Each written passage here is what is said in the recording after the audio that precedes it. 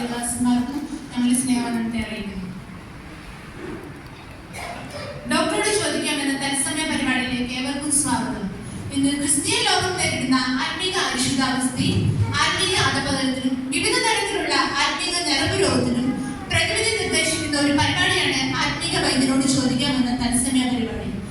ഇന്ന് നമ്മുടെ ഈ സംശയങ്ങൾക്ക് മറുപടി പറയുവാനായി എത്തിയിരിക്കുന്നത് പ്രശസ്ത മനോരോഗിയും ഒപ്പം ഗിലിയാഡ് സർവകലാശാലയുടെ ഡയറക്ടറും പ്രശസ്ത ഞരമ്പ് രോഗിയുമായ ലൂക്കോസ് മറൈക്കൽ. ഒരു നല്ല കൈയടിയോടുകൂടി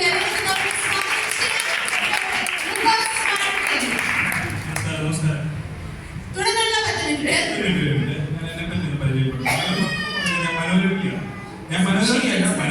ചികിത്സിക്കുന്ന ഒരു ഡോക്ടറാണ്. തുടർന്നുള്ള 10 മിനിറ്റ് നിങ്ങൾക്ക് നിങ്ങളുടെ സംശയങ്ങൾ ബഹുമാനപ്പെട്ട ഡോക്ടറോട് ചോദിക്കാം. നിങ്ങൾ വിളിക്കേണ്ട നമ്പർ 0469555596. സർ, നിങ്ങൾക്ക് സഭാ ടിവിയുടെ ഡോക്ടറോട് ചോദിക്കാമെന്ന പ്രോഗ്രാമിലേക്ക് സ്വാഗതം. ഡോക്ടർ, താങ്കളുടെ പ്രവർത്തന രീതികളെ കുറിച്ച് വിശദീകരിക്കാമോ? വിശദീകരിക്കാമല്ലോ. ഞാൻ കഴിഞ്ഞ 35 വർഷമായി ഈ മേഖലയിൽ പ്രവർത്തിച്ചു വരികയാണ്. പ്രധാനമായി ബന്ധക്കോസ് മേഖലയിലാണ് ഞാൻ പ്രവർത്തിച്ചുകൊണ്ടിരിക്കുന്നത്. അതിന്റെ ഗവേഷണങ്ങളൊക്കെയാണ് കൂടുതലായി നടത്തിക്കൊണ്ടിരിക്കുന്നത്. പ്രത്യേകിച്ച് ഈ അടുത്ത കാലത്തായി നമ്മുടെ ബന്ധക്കോസ് കോളത്തിൽ ഉണ്ടായിക്കൊണ്ടിരിക്കുന്ന ഒരു ആത്മീക മൂല്യശുദ്ധിക്കും അതുപോലെ തന്നെ അച്ചടക്ക രാഹിത്യത്തെ കുറിച്ചുള്ള പഠനങ്ങളാണ് കൂടുതലായി ഞാൻ നടത്തിക്കൊണ്ടിരിക്കുന്നത്. ഞാൻ അമേരിക്കയിലായിരുന്നു. ഇപ്പോൾ 15 വർഷമായി ഇന്ത്യയിൽ, പ്രത്യേകിച്ച് കേരളത്തിൽ പ്രവർത്തിച്ചുകൊണ്ടിരിക്കുന്നു. ഡോക്ടറെ, ഇത്രയും നാളത്തെ പ്രവർത്തനത്തിൽ ഡോക്ടർക്ക് സന്തോഷമാണോ സന്താപമാണോ? ഞാൻ അമേരിക്കയിൽ ഇന്ത്യയിൽ വന്നതിന് ശേഷം എനിക്ക് സന്തോഷമാണ്. പക്ഷേ നാട്ടിലുള്ളവർക്ക് സന്തോഷമാണോ ഇല്ലെന്ന് എനിക്കറിയില്ല. നമുക്കൊരു കോൾ വരുന്നുണ്ട്, നോക്കാം. ഹലോ, ഡോക്ടറോട് ചോദിക്കാമെന്ന പരിപാടിയിലേക്ക് സ്വാഗതം. ആരാണ്? ഹലോ ഡോക്ടറോട് ചോദിക്കാമെന്ന പരിപാടിയില്ലേ? ആണോ? അല്ല സഹോദരി, ഇതൊരു കുറിശിയാണ്. എന്റെ സഹോദരി പറ, ഡോക്ടറോട് ചോദിക്കാമെന്ന പരിപാടി തന്നെയാണിത്. സഹോദരി പറ, ആരാണ് സംസാരിക്കുന്നത്? പറഞ്ഞോളൂ. ഞാൻ കുടുംബത്ത് നിന്ന് ചിന്നമ്മയാണ് സംസാരിക്കുന്നത്. നിങ്ങൾ ഏത് സഭയിലെ അംഗമാണ്? ഞാൻ കുടുംബാന രഘുബോധ സഭയിലെ അംഗമാണ്. ഡോക്ടർ ഇപ്പോൾ ഉണ്ട്. നിങ്ങൾ ഡോക്ടറോട് നിങ്ങളുടെ സംശയങ്ങൾ ചോദിച്ചോളൂ. ഡോക്ടറെ, എന്റെ പ്രശ്നം, ഞാൻ സാക്ഷ്യം പറഞ്ഞു തുടങ്ങുമ്പോൾ എനിക്ക് നിർത്താൻ കഴിയുന്നില്ല. പെട്ടെന്ന് നിർത്തണമെന്ന് ആഗ്രഹിക്കുമെങ്കിലും പറഞ്ഞു തുടങ്ങിയാൽ എന്റെ സ്ഥലകാല ബോധം നഷ്ടപ്പെടും. ഒരാഴ്ചത്തെ കാര്യം പറഞ്ഞു തീർക്കണ്ടേ ഡോക്ടറെ? എന്നെ കുറ്റം പറയാൻ പറ്റില്ല. മിക്കവാറും എന്റെ സാക്ഷ്യം കഴിയുന്നതോടെ പാസ്റ്റർ ആശീർവാദം പറയും. ഇതുമൂലം ഞാൻ വളരെ മാനസിക വിഷമത്തിലാണ്. ഇതൊരു രോഗമാണോ ഡോക്ടർ? ഇതിന് പ്രതിവിധിയോ മരുന്നോ നിർദ്ദേശിക്കുവാൻ താങ്കൾക്ക് കഴിയുമോ? കുതനാർക്കെന്നുള്ള ചിഹ്നമേ, ഇതൊരു രോഗം തന്നെയാണ്. വൈദ്യശാസ്ത്രത്തിൽ ഇതിനെ സാക്ഷിമാനിയ എന്ന് പറയുന്നത്, അഥവാ വെളിവില്ലായ്മ എന്നാണ് പറയുന്നത്. ശരി ഡോക്ടറെ. ഇതിനകത്ത് ഭയപ്പെടാനൊന്നുമില്ല. നമുക്ക് ചികിത്സിച്ച് മാറ്റാവുന്ന കാര്യമേ ഉള്ളൂ. ഇന്ന് മിക്ക സഭകളിലും സാധാരണയായിട്ട് കണ്ടുവരുന്ന ഒരു രോഗമാണ് ഈ സാക്ഷിമാനിയ എന്ന് പറയുന്നത്. കൂടുതലായി 50 വയസ്സ് മുകളിലോട്ടുള്ള സഹോദരിമാരിലാണ് കൂടുതലായിട്ട് ഇത് കണ്ടുവരുന്നത്. പുരുഷന്മാരിലും ഉണ്ട്, ചെറിയ തോതിലാണ്. എന്നാലും കൂടുതലായി സ്ത്രീകളിലാണ് കണ്ടുവരുന്നത്. ചിന്നമേ, ഞാൻ പറയുന്ന ഈ മരുന്ന് കുറിച്ചെടുത്തു കേട്ടോ. ഗിലിയാഡ് മെഡിക്കൽ സ്റ്റോറിന്റെ ഔട്ട്ലെറ്റുകൾ മിക്കവാറും എല്ലാ സ്ഥലത്തും ഉണ്ട്. അപ്പം അവിടെ പോയിട്ട് നമുക്കൊരു ടാബ്ലറ്റ് കിട്ടുവേ. ആ ടാബ്ലറ്റ് തുടർച്ചയായി 5 ആഴ്ച കഴിക്കണേ, 3 നേരം വെച്ച്. പിന്നെ കൂടാതെ സാമാന്യ മര്യാദകൾ ചെറുപ്പ് കിട്ടും. ഒരു ടീസ്പൂൺ വെച്ച് 3 നേരം, പിന്നെ 4 ഞായറാഴ്ച കഴിക്കണേ. എങ്കിൽ ചിന്നമ്മയുടെ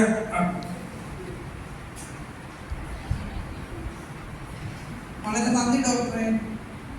സാക്ഷ്യം പറയുമ്പോൾ ചിന്നമ്മയുടെ അടുത്ത് ആരെങ്കിലും ഇരിപ്പുണ്ടോ? ഒരുപാട് സഹോദരിമാരുണ്ട്. എങ്കിലേ അവരോട് പറയണം, ഈ സാക്ഷ്യം പറഞ്ഞ് അതിന് വിടുന്നേ, സാരി പിടി താഴോട്ടൊന്ന് വലിക്കാന്. എന്നിട്ടും പറ്റുന്നില്ലെങ്കിൽ മറ്റേ മൈക്ക് പ്രവർത്തിക്കുന്ന സഹോദരന്മാരുണ്ടല്ലോ, അവരോട് പറയണേ ചിന്നമ്മയുടെ കേബിൾ ഒന്ന് ഊരിവിട്ടെ. ഓക്കേ, ശരി ഡോക്ടർ. ഡോക്ടർ, ഇത് മിക്ക സ്ഥലങ്ങളിലും കാണുന്ന ഒരു രോഗമാണോ? ഇതൊരു രോഗമാണോ ഡോക്ടറെ? സാധാരണയായിട്ട് ഇത് മിക്ക സഭകളിലും കാണുന്ന ഒരു രോഗമാണ്. പറഞ്ഞില്ല പ്രായം ചെന്ന 50 വയസ്സ് വയസ്സിന് മുകളിലോട്ടുള്ള സഹോദരന്മാരിലാണ് ഇത് കൂടുതലായി കണ്ടുവരുന്നത്. പുരുഷന്മാരിലും ഉണ്ട്, അത്രത്തോളം എത്തിയിട്ടില്ല. പല കേസുകളും ഞാൻ അറ്റൻഡ് ചെയ്യുന്നുണ്ട്. ഈ പുരുഷന്മാരാണെങ്കിൽ ഈ സാക്ഷിമാരെ ഈ പ്രബോധനന്മാരിലേക്ക് ഒരു സ്വഭാവമുണ്ട്, മാറുന്നൊരു സ്വഭാവമുണ്ട്. ഈ സ്വഭാവം മാറ്റാൻ വലിയ ബുദ്ധിമുട്ടാണ്. ഞാൻ അമേരിക്കയിലായപ്പോൾ 10 വർഷം ഇതിനെപ്പറ്റി ഒരു പഠനം നടത്തിയായിരുന്നു. അതിന് ഒരു പരിഹാരം കണ്ടെത്താൻ കഴിഞ്ഞില്ല. ഒടുവിലൊരു പ്രതിവിധി കണ്ടെത്തി. ഇങ്ങനെ സാക്ഷിമാന്യം മാറി പ്രബോധനന്മാരിലേക്ക് മാറി സഹോദരന്മാരെ ഒരു ചെറിയ സഭയൊക്കെ സംഘടിപ്പിച്ച് അങ്ങോട്ടങ്ങ് വിട്ടേക്കണം. അപ്പൊ ഈ പടർന്ന് പന്തലിച്ച് അങ്ങനെ അങ്ങ് പൊക്കോളും. ഡോക്ടറെ, അടുത്ത കോളിലോട്ട് പോകാം. അടുത്ത കോളിലോട്ട് പോകുന്നതിന് മുമ്പ് എനിക്ക് ഡോക്ടറിനോട് ഒരു കാര്യം ചോദിക്കാനുണ്ട്. ഡോക്ടർ ആകുന്നതിന് മുമ്പ് ഒരു സഭയിലെ സിസ്റ്റം ഓപ്പറേറ്റ് ചെയ്യുന്ന ആളായിരുന്നു. കേബിൾ ഊരിവിട്ടതുകൊണ്ട് സഭ രണ്ടായ കാര്യം പറഞ്ഞു കേട്ടിട്ടുണ്ടല്ലോ. അത് അസൂയക്കാരി ഇങ്ങനെ വെറുതെ പറഞ്ഞുണ്ടാക്കുന്ന ഓരോരോ കാര്യങ്ങളാണ്. ഓരോരോ പരീക്ഷണം നടത്തിയാണ് ഓരോ ലെവലിൽ എത്തുന്നത്. ഡോക്ടർ, നമുക്ക് അടുത്ത കോൾ വരുന്നുണ്ട്. ഹലോ, ഡോക്ടറോട് ചോദിക്കേണ്ട പരിപാടിയിലേക്ക് സ്വാഗതം. ഹലോ, ആരാണ് സംസാരിക്കുന്നത്? കേൾക്കാവോ? ഇല്ലല്ലോ. ഞാൻ എരുമപ്പെട്ടിയിൽ നിന്ന് വിളിക്കുവാണേ. ചെവി കേൾക്കാം, ചോദിച്ചോളൂ.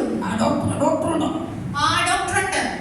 എനിക്കൊരു കാര്യം പറയാം. എനിക്ക് പ്രാർത്ഥനയ്ക്ക് ഇരിക്കുമ്പോ ഒരുമാതിരി ഭയങ്കര ലഹരക്കേടാണോ പുകച്ചിലാണോ എന്തുവാന്ന് അറിയാൻ പറ്റില്ല. എന്നതാ എപ്പോഴാണ് ഇങ്ങനെ ഒരു അവസ്ഥ ഉണ്ടാകുന്നത്? അയ്യോ, പ്രാർത്ഥനയ്ക്ക് ഇരിക്കുമ്പോ തുടങ്ങിക്കൂടും. ഒരു കാര്യം മനസ്സിലാക്കണം. ഈ വചനം എന്ന് പറയുന്നത് ഇരുവായുത്തലുള്ള വാള് പോലാണ്. അത് സന്ധി പണികളെ ഇങ്ങനെയുള്ള അസ്വസ്ഥകളൊക്കെ ഉണ്ടാകുന്നത്. പിന്നെ ആരാധനയ്ക്ക് കേൾക്കുമ്പോ എങ്ങനെയെങ്കിലും ഇതൊന്ന് തീർന്നു കിട്ടിയാൽ മതിയെന്നുള്ള ഒരുമാതിരി പൊളിച്ച അവസ്ഥയാണ്. എന്താ ചെയ്യുന്നത്? ഈ ബുദ്ധിമുട്ട് തോന്നുന്നത് വചനവുമായിട്ട് അങ്ങോട്ട് പൊരുത്തപ്പെടാൻ പറ്റുന്നില്ല. അതുകൊണ്ടാണ് വചനത്തിന്റെ പല സത്യങ്ങളും ഏലിയാച്ചന്റെ ഹൃദയങ്ങളിൽ തുളച്ചങ്ങോട്ട് കയറുക. അതുകൊണ്ടാണ് ഏലിയാച്ചൻ ഈ ദേവനക്കേട് പോലൊക്കെ തോന്നുന്നത്. പ്രത്യേകിച്ച് മരുന്നൊന്നുമില്ല. മറ്റു വല്ല പ്രശ്നമുണ്ടോ? ഏലിയാച്ചൻ ഒരു കാര്യം ചെയ്യും. നമുക്കിപ്പോൾ അതിന് പറ്റിയ മരുന്ന് എഴുതിയ സ്ഥലം എന്ന് പറഞ്ഞത് എരുമപ്പെട്ടിയുടെ സ്ഥലം എന്ന് പറയുന്നത് എരുമപ്പെട്ടിയിൽ എരുമപ്പാലല്ലാതെ വേറെ വല്ലതും കിട്ടുമോ? എങ്കില് വചനം എന്ന മായമില്ലാത്ത പാലില്ലേ, അത് മേടിച്ച് അഭിഷേകത്തിൽ കലർത്തി ഒന്ന് 3 നേരം കഴിക്കണം കേട്ടോ. അഭിഷേകമൊക്കെ ഉണ്ടോ? ആണോ? ഇപ്പൊ ഇല്ലല്ലേ? അതിന്റെ കുഴപ്പം അഭിഷേകതയിലൊക്കെ ഇല്ലാതായത് കൊണ്ടുള്ള കുഴപ്പമാണ്. മനസ്സിനെ അങ്ങോട്ട് ഏകാഗ്രമാക്കാൻ പറ്റുന്നില്ല. ആരാധനയ്ക്ക് പോയിരിക്കുമ്പോ മറ്റു ചിന്തകളൊക്കെ വരികയാണേ. അവിടെ നടക്കുന്ന കാര്യങ്ങളിലൊക്കെ ഒന്ന് ശ്രദ്ധിക്കണം. അപ്പോൾ ഈ പൊളിച്ചിന്തകളിൽ പോലുള്ള അസുഖങ്ങളും ഒക്കെ ഒന്ന് മാറും കേട്ടോ. എന്നിട്ടും ഇത് മാറുന്നില്ലെങ്കിൽ എല്ലാ സമുദായ സഭയിലും പോകും. അതാണ് നല്ലത്. കോട് കെട്ടി ഇയാളൊന്നും ശരിക്കും മാനസാന്തരപ്പെട്ടു വന്നു. ഹലോ, നമുക്ക് അടുത്ത കോൾ വരുന്നുണ്ടെന്ന് നോക്കാം. ഹലോ, ഡോക്ടറോട് ചോദിക്കാമെന്ന തത്സമയ പരിപാടിയിലേക്ക് താങ്കൾക്ക് സ്വാഗതം. ആരാണ് സംസാരിക്കുന്നത്? പറഞ്ഞോളൂ. സോറി സിസ്റ്റർ, ഇത് വാഴയ്ക്കയല്ല, ഡോക്ടർ ലൂക്കോസ് വാഴയ്ക്കലാണ്. ഡോക്ടറോട് ചോദിക്കാമെന്ന പരിപാടിയിലേക്കാണ് വിളിച്ചത്. ഡോക്ടറോട് ചോദിച്ചോളൂ. ഡോക്ടറെ, ഈ വൈകിട്ടത്തെ കൂട്ടായ്മയ്ക്ക് പോകാനായിട്ട് പലപ്പോഴും സാധിക്കുന്നില്ല. ഏതോ ഒരു ശക്തി എന്നെ പിന്നിലോട്ട് വലിക്കുന്നത് പോലെ. എന്ത് ശക്തിയാണ് ഈ പിന്നിലോട്ട് വലിക്കുന്നത്? അറിയത്തില്ല ഡോക്ടറെ, എന്തോ ആ പ്രശ്നമൊന്നും മനസ്സിലാവുന്നില്ല. അന്നമ്മേ, വീട്ടില് TV ഉണ്ടോ? അത് ഓണായിരിക്കുവാണല്ലേ? അത് ഓഫാക്കാറില്ലേ? ഇല്ല, ഓണാക്കിയിട്ട് ഇട്ടേക്കും. 7 മണിക്കുള്ള ചന്ദനമണി ഇപ്പോഴും ഉണ്ടോ? ഇപ്പോഴും ഉണ്ട് ഡോക്ടറെ. ഡോക്ടർ, ഇതൊരു രോഗമാണോ? ഇതൊരു രോഗമൊന്നുമല്ല. സാധാരണയായിട്ട് ഈ സീരിയലൊക്കെ കണ്ട് തുടങ്ങുമ്പോൾ ഉള്ള രോഗമാണ് ഇത്. അങ്ങനെ അതിന് പ്രത്യേകിച്ച് മരുന്നൊന്നുമില്ല. ഒറ്റ കാര്യമുള്ളൂ, TV എടുത്ത് വെളിയിൽ കളയുക. ഡോക്ടറെ, ഒന്നും പറയണ്ട. ആദ്യത്തെ 10 മിനിറ്റ് കണ്ടിട്ട് പോകാം എന്ന് വിചാരിക്കും. ഓരോ നിമിഷവും കഴിയുന്നതോറും കഥ കൂടുതൽ സംഭവബഹുലമാവുകയാണ്. എല്ലാം കഴിഞ്ഞ് എങ്ങനെയെങ്കിലും ഒരുക്കി പിടിച്ചെത്തിയ നേരം വൈകും. ഇത് മറക്കാൻ എന്തെങ്കിലും മരുന്നുണ്ടോ? എന്താ ഉണ്ടല്ലോ, തീർച്ചയായിട്ടും മരുന്നുണ്ട് കേട്ടോ. വൈദ്യശാസ്ത്രത്തിൽ നമുക്ക് മരുന്നില്ലാത്ത കാര്യങ്ങളൊന്നും ഇല്ലല്ലോ. Okay okay. ഇനി പ്രധാനപ്പെട്ട ഒരു കാര്യം കണ്ണിറച്ച എന്ന് പറഞ്ഞ ഒരു അസുഖമാണ്. ഓക്കെ ഡോക്ടറെ, കണ്ണിറച്ച ഒരു വലിയ പ്രശ്നമാണോ? കണ്ണിറച്ച വലിയ പ്രശ്നം തന്നെയാണ്. ന്യൂ ജനറേഷൻ ടെസ്റ്റുകളിൽ ആണ് ഇത് കൂടുതലായി കണ്ടുവരുന്നത്. ഇത് പഞ്ചേന്ദ്രിയങ്ങളെ നിയന്ത്രിക്കാൻ കഴിയാത്ത ഒരു അവസ്ഥയാണ് ഈ കണ്ണിറച്ച എന്ന് പറയുന്നത്. അപ്പൊ ഈ സഭയ്ക്കകത്തൊക്കെ ഈ വാട്സപ്പും ഫേസ്ബുക്കും ഒക്കെ ഈ തോണ്ടിക്കൊണ്ടിരിക്കുന്നുണ്ടല്ലോ ഇടയ്ക്കിടയ്ക്ക്. ഞങ്ങളുടെ സഭയിലുണ്ട് ഫേസ്ബുക്കും വാട്സപ്പും എല്ലാം ഇടത്തും വലത്തും ഇരിക്കുന്നതല്ലേ ഇത് തന്നെയാണ്. അതൊക്കെ ഉണ്ട്, ഇതൊരു വലിയ പ്രശ്നമാണ്. മാസ്റ്റേഴ്സ് ആണ് ഇത് തുടങ്ങി വെച്ചത്. അവർ ഈ വചനം റെഫർ ചെയ്യാനൊക്കെ എടുത്ത് അവർ പഠിപ്പിച്ചതാണ് വിശ്വാസികളെ, അല്ലേ ഡോക്ടർ? അതുകൊണ്ട് അങ്ങനെയുള്ള പ്രശ്നങ്ങളും നമുക്ക് ഉണ്ട്. ഡോക്ടർ അന്നാമ ലൈനിലുണ്ട്. അന്നാമ അവിടെ നിൽക്കട്ടെ. അന്നാമ ഒരു മിനിറ്റ്. ഡോക്ടർ, ഇപ്പോൾ ഊതിയാൽ മതി, പുതിയ ഫോൺ ഉണ്ടല്ലോ. പുതിയുള്ള ഫോണുകളൊക്കെ ഉണ്ട്. എന്നാലും ഇപ്പൊ നമുക്കിത് ചെയ്യാൻ പറ്റുന്ന ഒരു പ്രതിവിധി എന്ന് പറയുന്നത് ഇവരുടെയൊക്കെ ഈ കയ്യില് അല്ല പ്ലാസ്റ്റർ വല്ല ഒട്ടിച്ച് പിന്നെ അനക്കാൻ പറ്റില്ല. ഇനി തോണ്ടൽ നടക്കത്തില്ലല്ലോ. ഈ അടുത്ത സമയത്ത് ഒരു പാസ്റ്റർക്ക് മെസ്സേജ് പറയാൻ നിന്നപ്പോൾ മെസ്സേജ് തെറ്റിപ്പോയി. പെട്ടെന്ന് ഭാര്യ ഒരു മെസ്സേജ് വാട്സപ്പിലൂടെ വിട്ടു. പാസ്റ്റർ മെസ്സേജ് എടുത്ത് നോക്കി സ്തോത്രം പറഞ്ഞു, എന്നിട്ട് കത്തിച്ചത് വിട്ടു പ്രസംഗം. ഈ കൂടുതലായി ഈ ചർച്ചകളിലൊക്കെ ഈ പ്രശ്നങ്ങളൊക്കെ ഉണ്ടല്ലോ. ഈ കൂടുതൽ മൊബൈല് ഉപയോഗിക്കുന്നതിനുള്ള പ്രശ്നമാണ്. ആത്മീയത്തിൽ ശ്രദ്ധിക്കുവാനൊക്കെ കഴിയുന്നില്ല. അതുകൊണ്ട് ഇപ്പൊ മിക്ക സഭകളിലും ഈ മൊബൈൽ ക്യാമറ ഒക്കെ വെക്കുവാൻ പോവുകയാണെന്ന് കേട്ടു. ഈ ശല്യം സഹിക്കാൻ വയ്യാതെ ഒരു കാര്യമാണ്. ഇത് പഞ്ചേന്ദ്രിയങ്ങളെ നിയന്ത്രിക്കാൻ കഴിയാത്തത് കൊണ്ട് ഇതാകെ നമുക്ക് നിയന്ത്രിക്കാൻ പറ്റത്തില്ല കേട്ടോ. ഡോക്ടർ അന്നമ്മ ലൈനിലുണ്ട്. അന്നമ്മേ. പറഞ്ഞോ.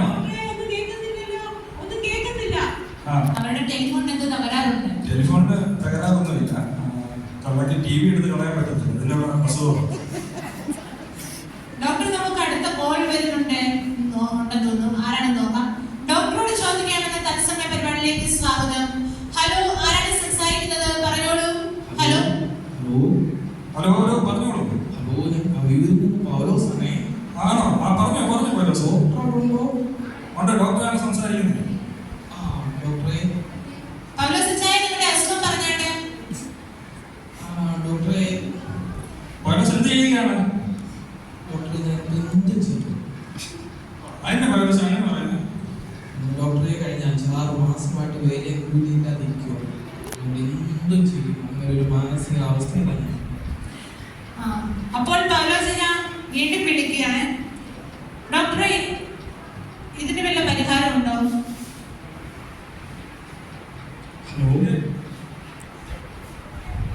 ഹലോ, അസുഖം എന്താണെന്ന് നേരെ പറഞ്ഞില്ലല്ലോ. ഡോക്ടറെ, എൻ്റെ അസുഖം പ്രാർത്ഥനയ്ക്ക് ഇരിക്കുമ്പോൾ ഉറങ്ങി പോകുന്നതാണ് എൻ്റെ പ്രശ്നം. ആണോ? അവിടെ ഏത് ദിവസമാണ് സാധാരണ പ്രാർത്ഥന നടക്കുന്നത്? ഇവിടെ ഞായറാഴ്ച ദിവസമാണ് ഡോക്ടറെ നടക്കുന്നത്. അപ്പൊ ശനിയാഴ്ച വൈകിട്ട് ഉറങ്ങാറില്ലേ? ശനിയാഴ്ച വൈകിട്ട് കുറച്ച് നേരം ഉറങ്ങും. ഒരു 12 മണി വരെ ഉണർന്നിരിക്കും. 2-2:30 ആവുമ്പോൾ 2-2:30 വരെ ഉണർന്നിരിക്കും. പിന്നെ എങ്ങനെ ഞായറാഴ്ച പോയി ഉറങ്ങാതിരിക്കുന്നത്? ഡോക്ടറെ, ഫേസ്ബുക്ക്, ഇൻസ്റ്റഗ്രാം ഇതൊക്കെ നോക്കണ്ടേ? ആണോ? പിന്നെ പ്രാർത്ഥന, പ്രസംഗം, പ്രബോധനം ഇതൊക്കെ നടക്കുന്നതുകൊണ്ട് എനിക്ക് ശരിക്കും ഉറങ്ങാൻ പറ്റുന്നില്ല. പിന്നെ ഇടയ്ക്കിടയ്ക്കുള്ള ഡ്രമ്മിന്റെ ശബ്ദം അതോടെ കേൾക്കുന്നുണ്ടെങ്കിൽ ഞെട്ടി ഉണരും ഡോക്ടറെ. ആ ഡ്രബ് കണ്ടുപിടിച്ചതിന് നന്ദി പറഞ്ഞു. അവരെ കൈ കിട്ടിയ ചാവട്ടി കൊന്നേനെ. ഡ്രബ് കണ്ടുപിടിച്ചത്? അതെ അതെ. അല്ലേ, ഡ്രബുള്ളതുകൊണ്ട് രക്ഷപ്പെട്ടു. അല്ലെങ്കിൽ ആ പുള്ളി ആ സഭയത്തിന്റെ സമയത്തൊക്കെ ഉറങ്ങി. ഡോക്ടറെ, ഇതിന് പരിഹാരം പറയാമോ? ഈ ഉറക്കം വരാമെങ്കിൽ. പരിഹാരമുണ്ട് കേട്ടോ. ഇതൊരു നാഡി ഡിസോർഡർ എന്ന് പറഞ്ഞ ഒരു രോഗമാണ്. ഒരു പ്രശ്നമായി തോന്നുന്ന കഴിഞ്ഞ ദിവസങ്ങൾ നമ്മൾ ഇതിനെപ്പറ്റി ചർച്ച ചെയ്തിട്ടുണ്ട്. ഇത് ഉത്സാഹമില്ലായ്മ എന്ന് പറയും കേട്ടോ. ഹലോ, ലൈനുണ്ടോ? ഡോക്ടറെ, എന്തെങ്കിലും പ്രശ്നമുണ്ടോ? ഉത്സാഹക്കുറവുകൊണ്ടാണ്. ആരാധനയ്ക്ക് ആരിലും തെള്ളി വിടുന്ന പോലെ പോകുന്നത് കൊണ്ടുള്ള അസുഖമാണിത്. പിന്നെ ഈ ശനിയാഴ്ച വരെ കിടന്ന് ഉറങ്ങണം. അപ്പൊ ഈ അസുഖമൊക്കെ മാറിക്കും. ഡോക്ടറെ, ഉറക്കം വിശ്വാസനിർമ്മയുടെ വലിയ പ്രശ്നമാണല്ലോ. യൂത്തിക്കോസ് ഉറങ്ങി വീണെന്ന് പറയുന്നുണ്ടല്ലോ. അതുപോലെ തന്നെ നമ്മുടെ ചർച്ചയിൽ മറ്റേ ശിവപാസ്റ്റർ വന്നപ്പോൾ പ്രദീപ് ഉറങ്ങി വീണെന്ന് പറയുന്നത് കേട്ടു. അതുപോലെ യോന കപ്പലിന്റെ അടുത്തിട്ട് കിടന്നിറങ്ങി. ഏലിയാവ് ചൂരച്ചിട്ടിട്ട് തടയിൽ കിടന്നിറങ്ങി. യൂത്തിക്കോസിന്റെ കാര്യത്തിൽ നമ്മുടെ പൗലോസ് ഉള്ളതുകൊണ്ട് രക്ഷപ്പെട്ടു. ഈ പ്രദീപ് എങ്ങനെയാണോ ഉറങ്ങി വീണമെന്ന് എനിക്ക് ഇപ്പോഴും മനസ്സിലായിട്ടില്ല. ആത്മവിശ്വതയിലാണോ ആത്മാവിൽ ബോധം പോയി ഉറങ്ങി വീണതാണോ എങ്ങനെയാണെന്നൊരു പിടുത്തം ഇതുവരെ കിട്ടിയിട്ടില്ല. ഇത്രയും നമ്മുടെ സമയം അവസാനിച്ചിരിക്കുന്നു. നമ്മുടെ സംശയങ്ങൾക്ക് ഡോക്ടർ ഇത്രയും നേരം മറുപടി തന്ന ഡോക്ടർക്ക് നമ്മുടെ നന്ദി അറിയിക്കുന്നു. അടുത്ത ആഴ്ച നമുക്ക് വീണ്ടും പുതിയൊരു വിഷയവും പുതിയൊരു അതിഥിയുമായി നിങ്ങളുടെ അടുക്കൽ വീണ്ടും വരാം. ഇതിനിടയിൽ നിങ്ങൾക്ക് വരുന്ന അസുഖങ്ങൾക്ക് എഴുതുക. ഡയറക്ടർ